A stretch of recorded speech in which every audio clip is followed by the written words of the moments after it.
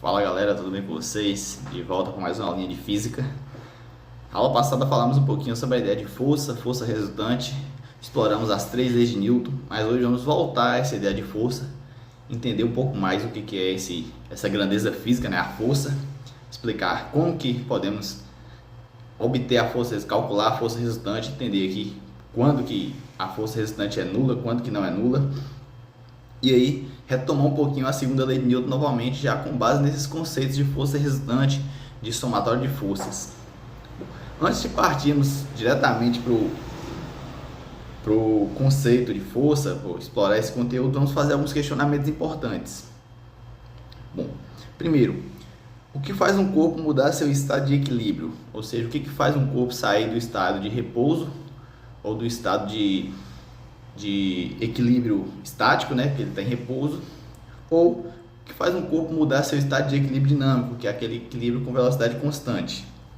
Bom, o segundo questionamento é o seguinte: por que os astronautas parecem flutuar quando estão no espaço? Então, no espaço, meio que os astronautas ficam flutuando ali, certo? Não cai, não sobe, eles ficam meio que flutuando. E aí, terceira pergunta: por que quem está do outro lado do mundo não cai para baixo? Então, a gente sabe que a Terra é meio que uma esfera aqui, né? Um pouco aproximado de uma esfera. E aí tem gente de todo lado da Terra, né? Por que aquelas pessoas que estão mais na parte de baixo que elas não caem? É um terceiro questionamento. Então fica essas 3 perguntinhas aqui para a gente responder ao final do nosso estudo. Bom, onde estão as forças? Então as forças estão presentes em todas as situações cotidianas do dia a dia, né? O fato de caminhar, jogar um futebol, jogar aqui qualquer outro esporte, o avião decolando, com a colisão de carros, como está aqui nas imagens, são todos exemplos onde a força está presente. Então a grandeza força está presente nesse tipo de movimento, no próprio caminhar. Então todo tem força envolvido, certo? Bom, e aí na natureza existe o que chamamos de forças fundamentais. São as 4 forças fundamentais, que são as forças, no caso, a força nuclear forte, força nuclear fraca, força eletromagnética e força gravitacional. Cada uma força dessa ela tem um papel fundamental na natureza. A primeira força, que é a força nuclear forte, ela é a força responsável por manter o núcleo do átomo coeso. Então, esse é o papel da força nuclear forte. Já a força nuclear fraca é a força que separa, ou que reparte, né, as partículas. Então está aqui o papel da força fundamental fraca. A terceira força e a quarta são forças mais conhecidas e mais presentes aí no nosso dia a dia.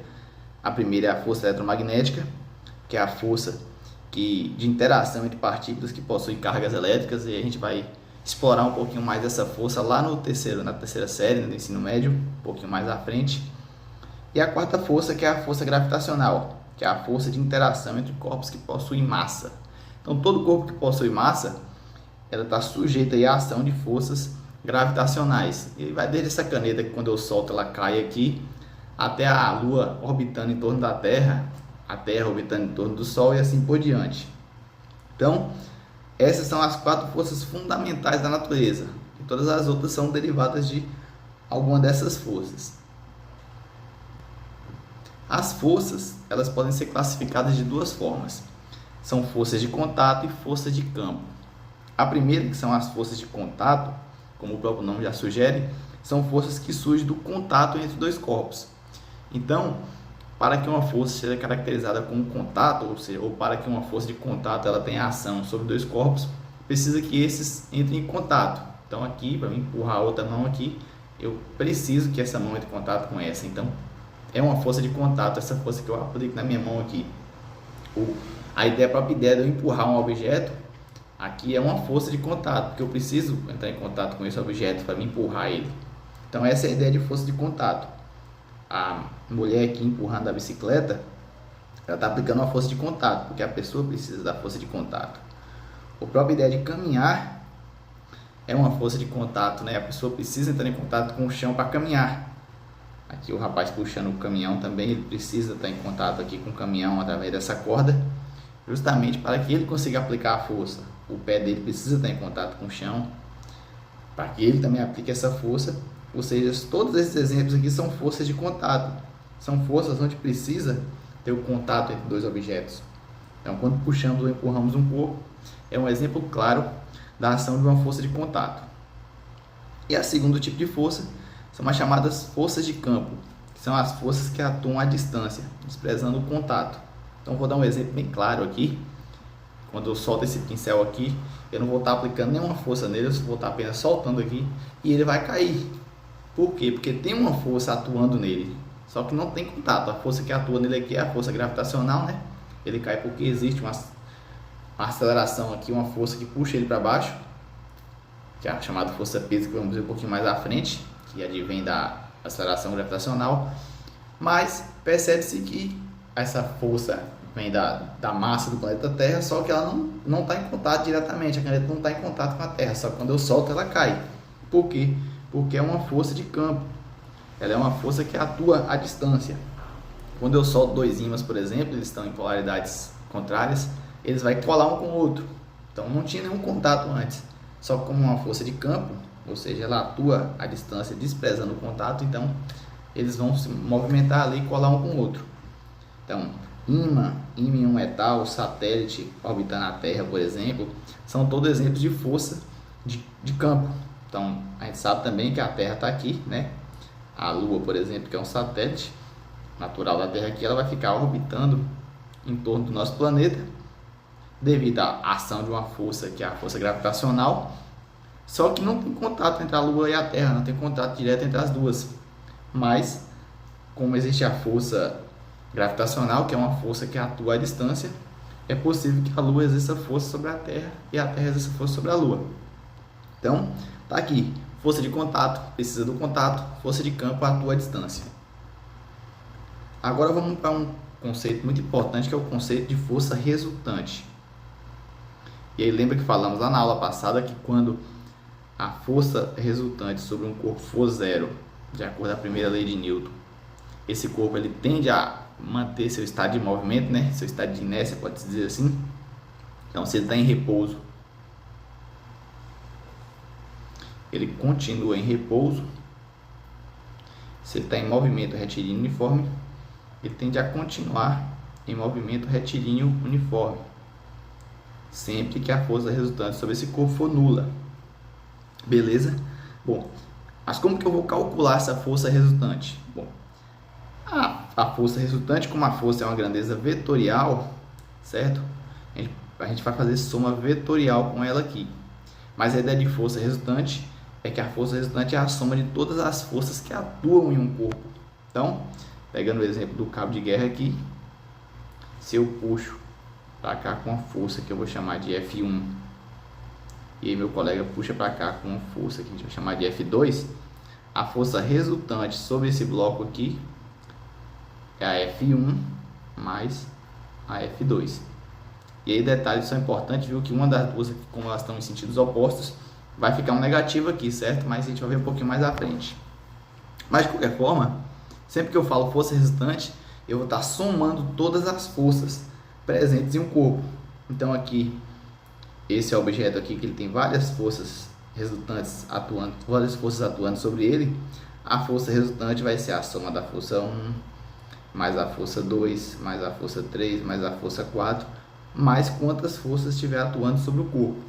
Então, só um exemplo aqui sobre essa caneta, só de imediato aqui tem a força que minha mão está aplicando, tem a força da gravidade, e tem outra série de forças que estão invisíveis e a gente não vê, certo? Então, a força resultante pode ser pensada como uma força que substitui todas as outras forças. Ou seja, eu vou juntar todas essas forças e ela vai me resultar no que eu chamo de força resultante. E aí agora vem a ideia, como que eu vou somar todas essas forças? Como a força é uma grandeza que precisa de modo, direção e sentido, e aí caracteriza ela como uma grandeza vetorial, eu vou ter que fazer uma soma de vetores. E aí eu não sei se vocês estudaram vetores anteriormente, mas a gente vai fazer aqui uma retomada. Primeiro passo, quando forças atuantes estão na mesma direção e sentido. E aí só lembrando, viu, gente, direção ela pode ser horizontal ou vertical, e aí o sentido vai ser norte, sul, leste, oeste. Deixa eu só aqui. Vai ser norte, sul, leste, oeste. ela pode ser direita também, esquerda, para cima e para baixo. Então, essa parte fica a critério de vocês. E direção horizontal ou vertical. E eu estou falando de forças atuando na mesma direção e mesmo sentido aqui. Como que eu vou somar essas forças? Ou como que eu vou somar esses vetores? Então, veja bem. A intensidade da força resultante é obtida pela soma das intensidades das forças atuantes. Então, se eu tenho duas forças em mesmo sentido, eu vou somar essas forças. Então, o sentido da força resultante é o mesmo das outras duas forças atuantes. Então, eu tenho aqui essa caixa, eu estou aplicando duas forças nessa caixa, como se eu estivesse empurrando aqui uma caixa e outra pessoa viesse me ajudar a empurrar essa caixa. Então, qual vai ser a força resultante? É a soma da minha força com a força dele. E aí, a força resultante vai ser a soma da força 1 com a força 2. Por quê? Porque eles estão na mesma direção, que é a direção horizontal. E o sentido aqui é do oeste para o leste. Então, mesma direção e mesmo sentido. Eu somo as duas forças. Então, aqui é força 1 mais força 2. Bom, vamos pôr um exemplo aqui rapidinho. Veja bem. Forças atuando na mesma direção e mesmo sentido. Exemplo. Duas pessoas puxando um barco. Então, a primeira pessoa aqui está puxando um barco com a força 1, que é esse rapaz aqui. E a segunda pessoa está ajudando ele, está puxando com a força 2, que é esse outro aqui. E aí, repare. Ambos estão puxando na mesma direção, não é isso? Direção horizontal aqui. Estão puxando aqui do sentido oeste para leste. Então, tá na mesma direção e mesmo sentido. A minha força resultante, então, vai ser o quê? A soma da força 1 mais a força 2. Então, conta fácil de fazer aqui, né? Para vocês que são fera na matemática. Força resultante. Qual o valor da força 1? A força 1 tem uma intensidade ou um módulo de 80 newtons. Então, 80 newtons mais força 2. A força 2 tem uma intensidade de 100 newtons. Então, a força resultante é uma força de 180 newtons. Tá aqui o resultado do meu cálculo de força resultante. E aí, repare bem que interessante. É um negócio que, assim, se você puxar a física no geral, se você olhar, observar para a natureza, vai fazer sentido para você. Porque se eu estou empurrando uma caixa aqui com uma força de 100 newtons, ou com uma força qualquer, eu estou empurrando um objeto, um carro, o colega vem me ajudar, certamente essas forças vão se somar, né? E se eu vou empurrar o carro com mais facilidade, certo? Então a ideia é justamente essa. Bom, então nesse caso aqui ficou o quê? 80 mais 100, resultado 180, força resultante 180. Da mesma forma, poderia ser aqui 10 mais 15, que seria, aí eu iria somar 10 mais 15, 25, força resultante 25. E aí agora repare o resultado. Se a força resultante está dando 180 newtons, significa que é diferente de zero. E se a força resultante é diferente de zero, significa que, por exemplo, se esse barco está em repouso e a força resultante é diferente de zero, eu vou conseguir mudar o seu estado, certo? Então, ele estava em repouso, ele vai acabar movimentando aqui, porque a força resultante é diferente de zero. Então, essa é uma ideia aqui já de uma aplicação de força resultante, diferente de zero. Bom, então tá aqui a nossa conta, foi a mesma conta que eu fiz ali acima, 80 e 100, como estão na direção horizontal e o sentido aqui no slide está da esquerda para a direita, mas eu coloquei oeste para leste e aí fica a mesma coisa, mesmo, só mudou aqui a nomenclatura, mas é a mesma coisa. Então vou somar 80 mais 100, 180, força resultante 180. E aí lembrando, força resultante diferente de zero, eu vou mudar o estado de movimento dele aqui, o estado de repouso ou de movimento dele, certo? Então não é possível, por exemplo, que esse barco esteja em repouso ou que esse barco esteja com velocidade em velocidade constante. Então esse barco ele não está com velocidade constante e nem está em repouso, né, com velocidade igual a zero. Por quê? Porque a força resultante ela é diferente de zero. Então sempre que a força resultante for diferente de zero, você sabe que ele nem está em movimento retilíneo uniforme e nem está parado. Bom, segundo caso de força resultante, mesma direção e sentidos opostos. E aí é o caso aqui que, por exemplo, ele pode estar na horizontal, só que aí uma força está indo do leste para o oeste e a outra força está indo do oeste para o leste. Então veja bem, forças sentidos contrários. E aí, só para a gente pensar um pouquinho na lógica assim do dia a dia, se eu empurro um carro para um lado, o colega empurra para o outro, ele vai estar me ajudando, ou seja, eu vou somar essas forças? Não, né? Ele vai estar me atrapalhando. Então, meio que se levar para matemática, eu vou ter que subtrair aqui, porque eu vou ter que subtrair o esforço dele do meu. Então, veja bem, forças atuando na mesma direção e sentido oposto, a intensidade da força resultante é dada pela diferença, ou seja, eu vou subtrair entre a intensidade das forças atuantes. E aí veja bem, a força 1 está indo aqui vou pegar aqui meu exemplo de frente, que está indo da esquerda para a direita, e a força 2 está indo da direita para a esquerda. Então está um fazendo assim e outro fazendo assim. Bom, então, como que eu vou calcular a força resultante? Eu vou subtrair uma força da outra. Então aqui é F1 menos F2. Força resultante é força 1 menos força 2. E o sentido da força resultante é o mesmo da maior força atuante. Então veja bem, vamos imaginar que essa mão seja uma pessoa muito mais forte que essa, e aí os dois vão empurrar aqui. Então, estão em sentidos contrários, então eu vou ter que subtrair a força 1 da força 2. Só que para onde que meu movimento vai? Para cá ou para cá? Ele vai sempre no sentido da força maior. No caso, como essa pessoa tem mais força, eu vou empurrar, então ela vai nesse sentido. Ou seja, vai sempre no sentido da força maior. Então, se uma força é 100, por exemplo, e outra força é 50, a de 100 está indo assim, a de 50 está indo assim, a de 100 vai ganhar. Então, o movimento vai ser assim. Duas pessoas empurrando o carro de um lado e uma pessoa empurrando de outro, aí o carro vai para o lado onde as duas pessoas estão empurrando, porque a força, no geral, vai ser maior. Bom, olha que exemplo bacana de fazer aqui, o exemplo do cabo de guerra. E a gente pode até brincar um pouquinho de cabo de guerra, que se estivéssemos em uma aula prática, certo? Uma aula presencial aí, com a ideia de cabo de guerra, que é uma aplicação direta da ideia de força resultante. Então veja bem, duas pessoas puxando a corda, e essa corda, ou seja, a força está sendo aplicada na mesma direção. Você concorda comigo que está na direção horizontal? Só que um puxa para um lado e outro puxa para o outro. Então esse aqui está puxando da direita para a esquerda, não é isso? Esse caso aqui. E esse aqui está puxando da esquerda para a direita. E aí, se está sentido oposto, eu vou ter que subtrair essas forças. Então, minha força resultante aqui é a força que eu vou chamar aqui de força 4 menos a força 3. E aí, nossa força resultante aqui, o valor da força 4 é 100, menos o valor da força 3, que é 80. 100 menos 80, 20 newtons. E aí, o valor da força resultante, 20 newtons. Está colado. Bom, como a de cá é 100 a de cá é 80, lembra que eu falei que o lado que a força for maior vai ser sempre o sentido? Então vai ser 20 newtons. Minha força resultante é como se o desenho final ficasse assim. Uma força de 20 newtons para esse lado de cá. Por quê? Porque a força maior é para esse lado. Então essa é o desenho da força resultante.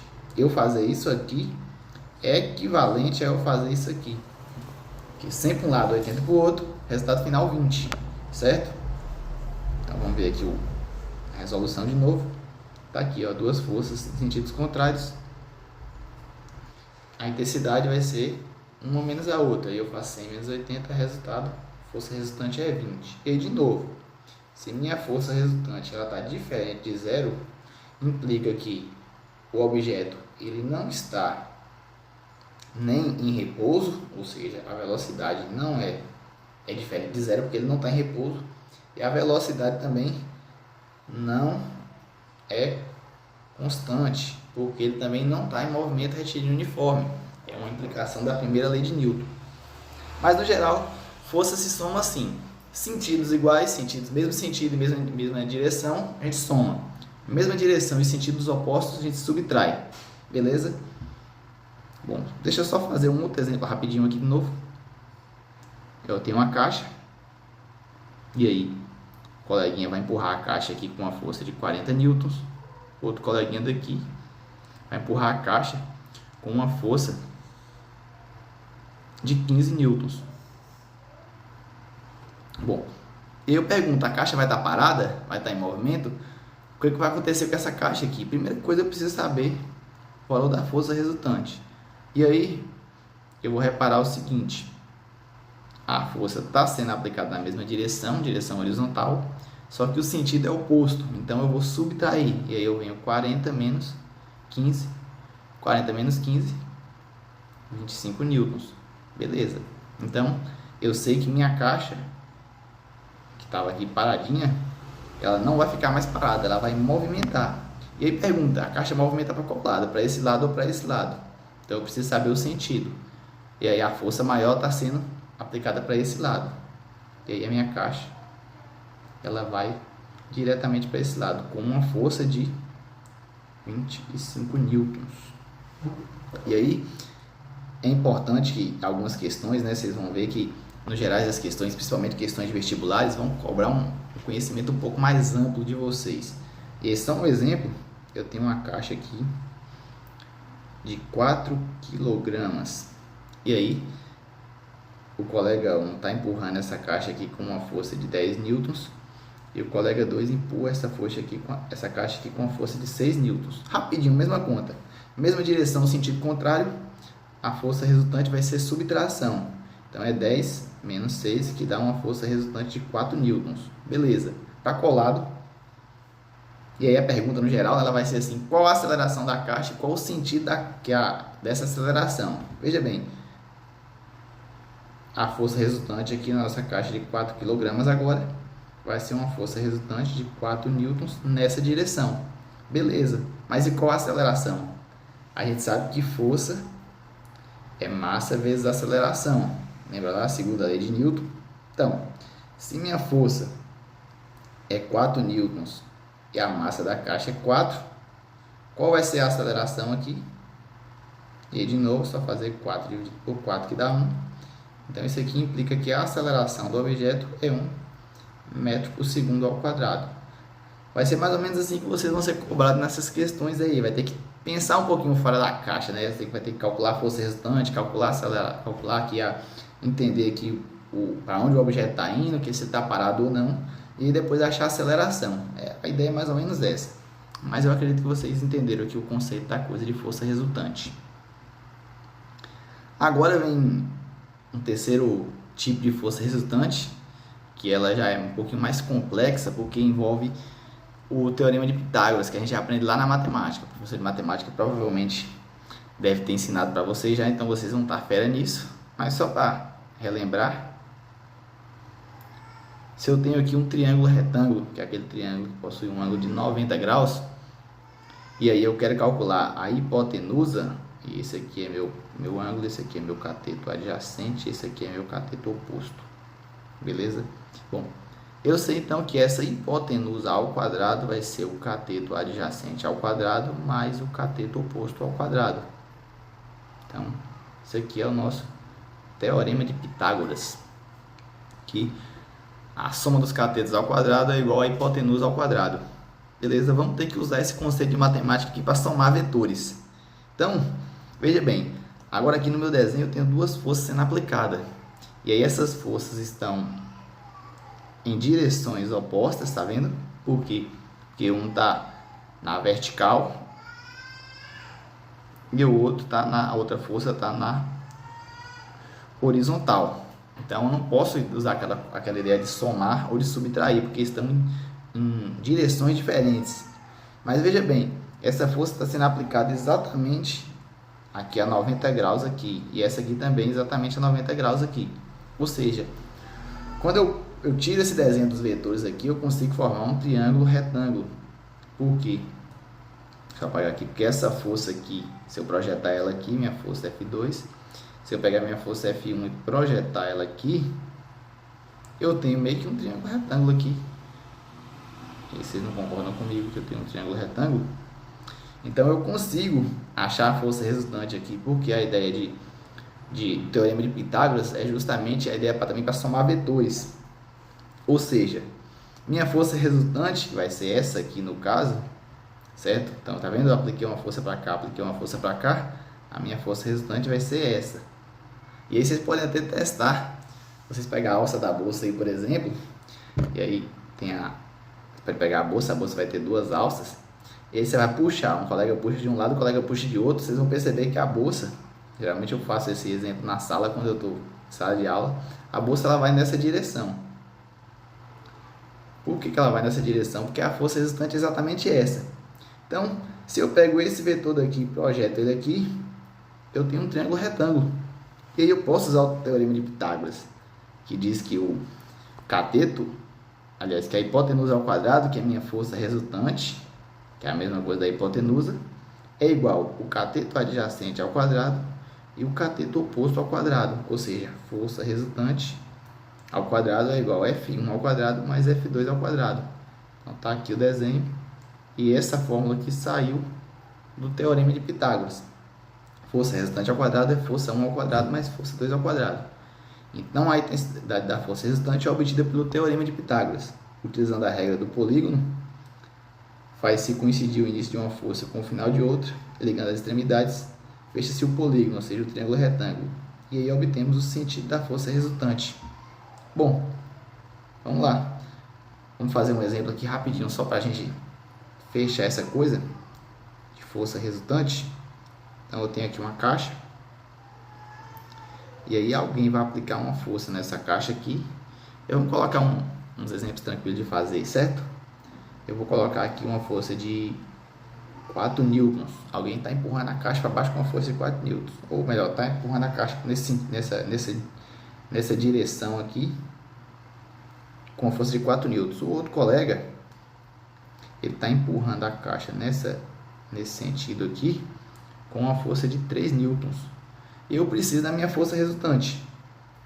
O desenho não está exatamente no padrão correto não, mas dá para a gente entender. Então eu sei o seguinte, que alguém está nessa direção e alguém está nessa direção. E aí forma exatamente entre as duas forças um triângulo retângulo. Se eu projetar esse desenho aqui, eu vou ficar com um vetor aqui de 4 newtons. Eu vou ficar com um vetor aqui de 3 newtons, certo? Bom, eu vou fazer até assim para ficar melhor o desenho. Eu vou ficar com um vetor aqui de 4 newtons e vou ficar com um vetorzinho aqui de 3 newtons. Então, só peguei esse desenho daqui, projetei aqui. Peguei esse desenho daqui, projetei aqui, essas forças. Mas elas continuam atuando do mesmo jeito. Eu só coloquei de uma forma que dá para somar os vetores. E aí minha força resultante vai ser esse vetorzão aqui, que eu vou chamar de força resultante. Para mim utilizar o teorema de Pitágoras, eu vou pegar esse cara daqui e projetar ele aqui embaixo. Então ele agora passa a ficar aqui, tá vendo? Vai ser a mesma coisa. E aí daqui eu tiro meu triângulo retângulo, onde esse lado vale 4 newtons, esse lado vale 3 newtons e essa aqui é a minha força resultante. Beleza? Isso aqui é isso aqui, que é equivalente a isso aqui. Perfeito. Então como que eu vou calcular a força resultante agora? Eu sei que a força resultante ao quadrado vai ser o quê? Vai ser a minha força 1 ao quadrado, que é 4 ao quadrado, mais 3 ao quadrado. Força resultante ao quadrado, 4 ao quadrado dá 16, mais 3 ao quadrado dá 9. Então, força resultante ao quadrado, 16 mais 9, 25. Então, só pegando aqui, só relembrando a regrinha básica da matemática, que é a regrinha rápida da matemática. Se eu tenho aqui, por exemplo, x ao quadrado, eu sei que esse x ao quadrado vale 4, eu posso aplicar uma regra aqui, que é, não é exatamente isso que eu vou falar, mas é só uma forma simples de entender a coisa aqui. Eu vou colocar a raiz aqui dos dois lados, porque tudo que eu faço de um lado da igualdade eu posso fazer do outro. E aí, meio que essas raízes a gente pode cortar. Então, x ao quadrado vira x, e x é a raiz do número 4. E a raiz de 4 você sabe que é 2. Então, eu consigo achar o valor de x, certo? Então, eu posso, tudo que eu fazer de um lado da igualdade eu faço do outro. Então, se eu venho aqui na minha igualdade que eu tenho aqui, e coloco uma raiz quadrada aqui, e coloco uma raiz quadrada aqui, justamente porque eu quero achar o valor da força resultante. Então, ó, eu corto esse com esse, igual eu fiz aqui. Então, eu fico que força resultante é igual. Qual o valor da raiz de 25? 5. Então, eu achei minha força resultante igual a 5 newtons, certo? E aí, fechamos essa ideia de força resultante aqui, que pode ser calculada dessas três formas. Então, relembrando rapidinho, só para fechar a aula, está na mesma direção e no mesmo sentido, todo mundo empurrando o carro na mesma direção, no mesmo sentido, eu vou somar essas forças, certo? Então, vou somar a força 1 mais a força 2 e dar a força resultante. E para qual sentido? Vai ser o sentido das duas forças. Está todo mundo empurrando o carro para a direita, ele vai para a direita. Está todo mundo empurrando o carro para a esquerda, ele vai para a esquerda. Se as forças possuem a mesma direção e sentido contrário, então tem alguém empurrando o carro para o lado de cá e alguém empurrando o carro para o lado de cá. Eu vou subtrair as forças. E aí, vamos imaginar, tem uma pessoa de um lado e duas do outro. O carro vai para esse lado. Por quê? Porque a força resultante vai ser subtração. Então, eu vou subtrair um do outro. Só que a direção e o sentido vai ser o da força maior. Que nesse caso é o lado que tem duas pessoas. Então, aqui nesse caso, a força maior vai ser o sentido do movimento. E no terceiro caso, onde a gente tem forças atuando de forma perpendicular, que forma um triângulo retângulo, né, forma um ângulo de 90 graus, eu vou utilizar o teorema de Pitágoras e fazer que a força resultante ao quadrado é a força 1 ao quadrado mais a força 2 ao quadrado. Vou aplicar aquela malandragemzinha que dá de jogar raiz dos dois lados para tirar aqui o valor da força resultante e achar minha força resultante. Bom, fechamos por aqui. Valeu, pessoal, até a próxima, viu?